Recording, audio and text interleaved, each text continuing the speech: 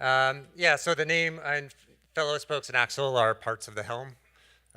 So that's what that comes from. Tiller is obviously not part of a ship's helm, but it's part of Helm. So that's the pun there.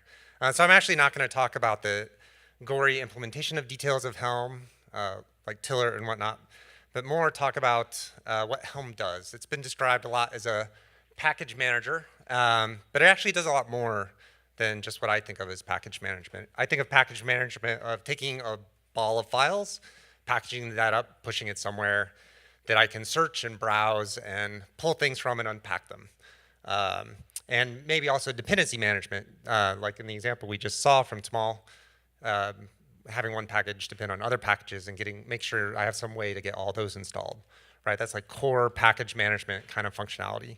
But it also has application metadata, chart.yaml, high level information about what the application is, what it's supposed to do, what it's about, maybe keywords for facilitating searching and browsing, things like that. It has parameterization, values.yaml, documentation of the parameters in the README. It has templating to substitute those values in.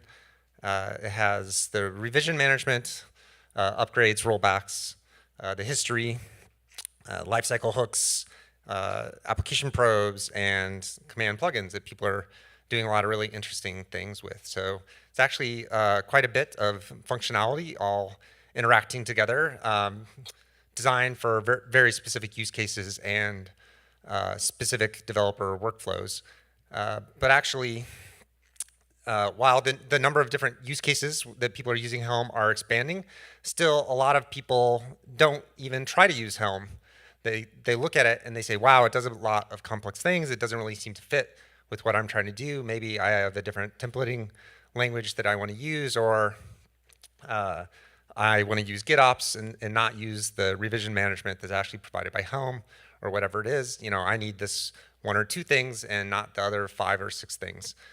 So they don't even use Helm or get far enough to even file an issue to request the ability to make Helm more flexible to adapt to their use case. They just fail out early on and go rebuild their own tool, right? They reinvent the wheel, and then we have a lot of incomplete and immature partial solutions for the space. I think the last time I counted, there were around 4 dozen different templating tools out there. Just as one example, there are also a lot of different application lifecycle solutions. You know, we see operators and various hooks, mechanisms, and other kinds of approaches to that problem. So that is really confusing for users of Kubernetes and Helm and other tools, trying to figure out, you know, how can I build a workflow for my scenario with this pile of tools. So that is a real problem. And, you know, people got frustrated with Kubernetes that we didn't adopt a core solutions to some of these problems. But the reason we didn't adopt core solutions to some of these problems is that there is a lot of diversity in scenarios and workflows. But having an obvious toolkit that people can draw from with guidance about, if you want this type of workflow, these are the tools you should use, and here's how you compose them together, would help users a lot.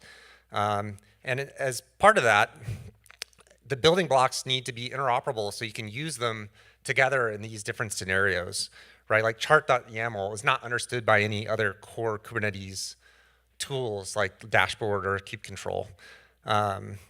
So we're starting to see some adapters for these things, like translating one thing to another, and I see us just continuing down that road in the future. So my pitch is actually pretty simple. I think we need to break Helm into reusable pieces that are interoperable across multiple tools in the space. So, you know, it doesn't have a lot of competition in the package manager space. There are a few other related solutions, like we just saw KubePack. Yesterday we heard about App Registry. Chart Museum is another way of managing charts. But people have multiple different kinds of configuration schemas that they may want to apply packaging to, whether it's KSonnet or raw Kubernetes YAMLs or compose files or whatever.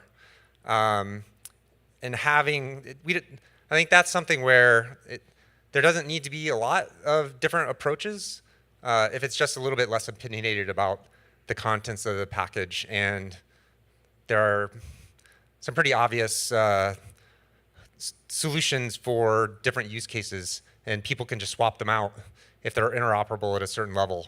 Then that would be super convenient. Application descriptor is kind of what overlaps with the chart.yaml. There's actually a proposal out, if people have seen it, the application kep.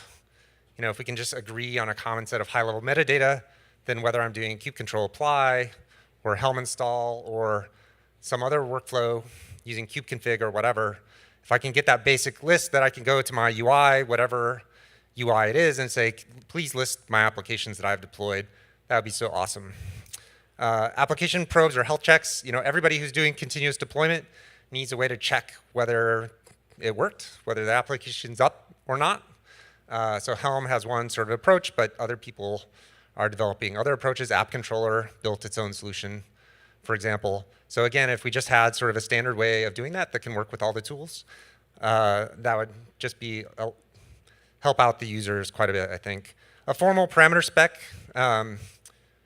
regardless of what variable substitution mechanism you use, having a common spec that just says, these are the parameters, there's descriptions of the parameters, they're integers, they're strings, some basic validation information would be really useful for tooling. For example, for UIs, Monocular, I guess, just pops up a window that lets you edit the whole values.yaml file, but wouldn't it be great if you could pop up a web form that says, prompts the user for the required fields that you actually need to fill in?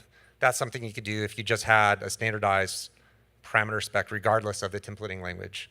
And then the template renderer itself, if Helm could actually allow people to just provide their own, whatever it is, and be unopinionated about that, then it can be used for broader use cases. So some people like Jinja, and some people like KSonnet, and some people like Go templates, or some people don't want any templating, but they could still reuse the rest of the mechanisms. That would be great. So I think that's the basic pitch. If Helm can be kind of the go-to workflow tool, we're already starting to see this with the plugins, where people can choose a la carte the functionality they want, and they can bring their own. Then I think it really can be the tool that basically all Kubernetes users really adopt.